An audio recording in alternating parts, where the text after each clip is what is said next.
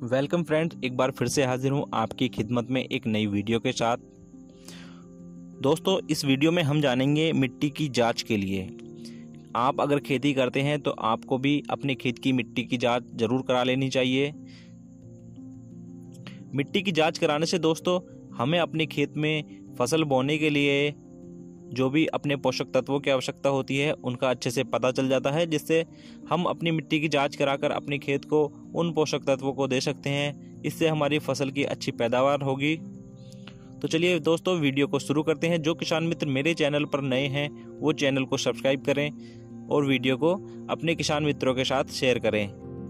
Friends, जैसा कि आप सब जानते होंगे, खेती की अच्छी पैदावार लेने के लिए समय समय पर खेत की मिट्टी की जांच जरूर करा लेनी चाहिए, जिससे ज़मीन में होने वाले पोषक तत्वों के बारे में हमें अच्छे से जानकारी प्राप्त हो जाए, उनकी कमियों का ठीक से पता चल जाए, जिससे फसल पैदावार पर हमारी काफ़ी असर पड़ जाता है। समय रहते अगर हम खेत की मिट्टी की जांच करा लें तो मिट्टी को अपनी सुधार सकते हैं और अपनी ज़मीन की से अच्छी पैदावार भी ले सकते हैं। चलिए अब जानते हैं मिट्टी की जांच कब करानी चाहिए। फ्रेंड्स, फसल कटाई के बाद जब जो भी हमने फसल अपने खेत में बोई है उसकी कटाई के बाद जब हमारी फसल पककर तैयार हो जाए उसके बाद हमें मिट्टी की जांच करा लेनी चाहिए। प्रत्येक 3 साल के अंदर फसल मौसम को देखते हुए फसल कटाई के बाद अपनी मिट्टी की जांच करा लेनी चाहिए। इसके लिए हमें खेत में अपनी नमी का देखना बहुत ज़्यादा ज़रूरी है। खेत में ज़्यादा नमी ना हो जब हम मिट्टी की जांच कराएं। मिट्टी की जांच क्यों करानी चाहिए? जो भी हमारी खेती होती है, जैसे सघन खेती के कारण खेत में मिट्टी में उत्पन्न विकार हो जाते हैं, उनकी जानकारी हमें अच्छे से पता चल जाती है। मिट्टी में विभिन्न पोषक तत्व, जो भी हमारे तरह तरह के पोषक तत्व होते हैं, उनकी उपलब्धता, उनकी जो अवेलेबिलिटी है हमारी खेत में, उन सब का हमें पता चल जाता है।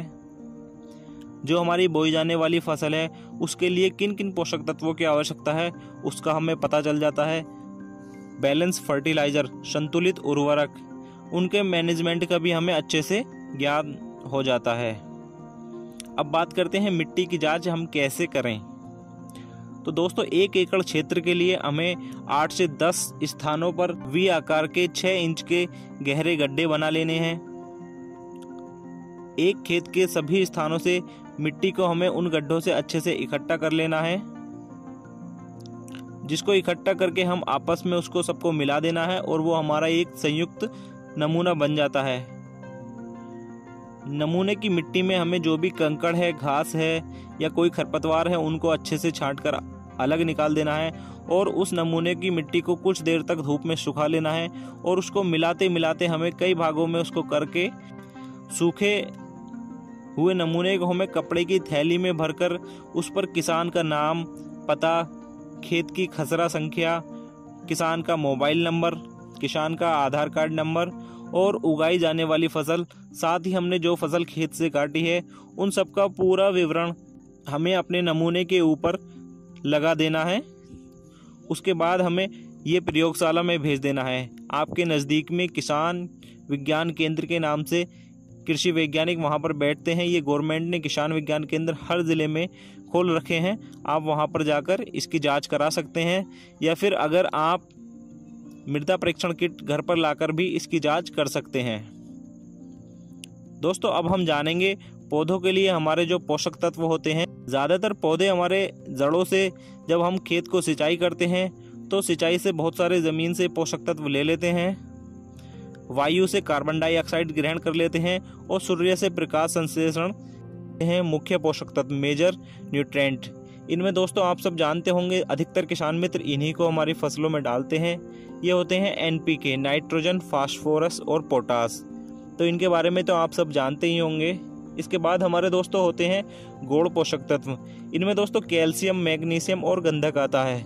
किसान मित्र इनको बुवाई के समय ज़्यादातर देते हैं। तो हमें अगर मिट्टी की जांच हम ठीक से करा लेंगे, जिन पोषक तत्वों की हमारे खेत में कमी है हम उनका ध्यान अच्छे से कर लेंगे और अपनी फसल के लिए अच्छे अच्छे पोषक तत्व खेत में डालते रहेंगे, जिससे हमारी फसल की पैदावार बहुत अच्छी होगी। अब बात करते हैं माइक्रोन्यूट्रिएंट की सूक्ष्म पोषक तत्व। इसमें दोस्तों हमारे आते हैं लोहा, zinc, copper, manganese, molybdenum, boron और क्लोरीन। माइक्रोन्यूट्रेंट हम ज़्यादातर फसल को अपनी नहीं देते हैं, क्योंकि ज़्यादातर हमारे पौधे ज़मीन से इसको ग्रहण कर लेते हैं। फ्रेंड्स, अगर आपको मृदा नमूना लेने में कोई भी दिक्कत आती है तो आप अपने नज़दीक के कृषि विज्ञान केंद्र पर जाकर वहाँ के वैज्ञानिकों से संपर्क कर सकते हैं।